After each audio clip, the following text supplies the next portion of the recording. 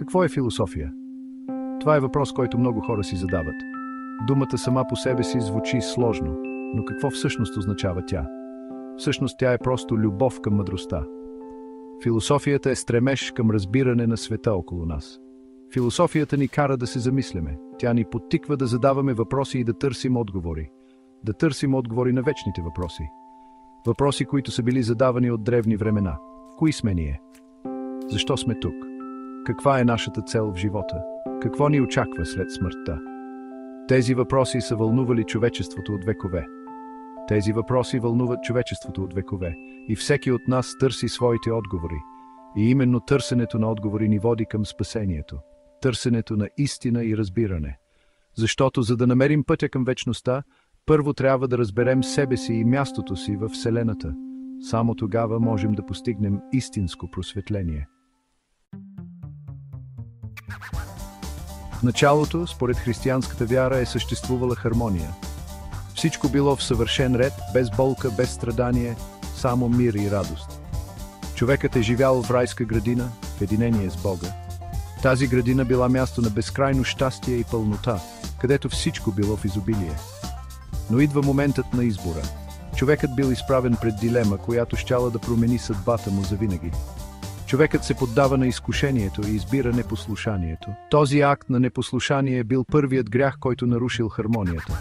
Този грях, грехопадението, разделя човека от Бога. Раздялата била болезнена и довела до страдание и болка. Но това не е краят на историята. Въпреки грехопадението, надеждата не изчезва. Светлината винаги намира начин да пробие тъмнината. Грехопадението е не само разрив, но и начало на копнежа за завръщане. Човекът започва да търси пътя обратно към изгубената хармония. Човекът е обречен да се бори с злото, но е надарен със свободна воля да избира пътя към доброто. В тази борба се крие надеждата за изкупление и завръщане към светлината. Времето е река, която тече неумолимо, носейки със себе си всичко по пътя си.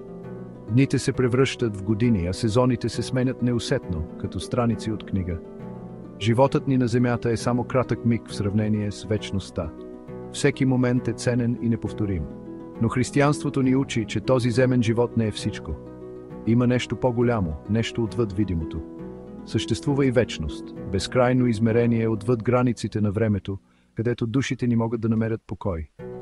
Вечността не е просто продължение на времето. Тя е нещо много повече, нещо, което не можем напълно да разберем.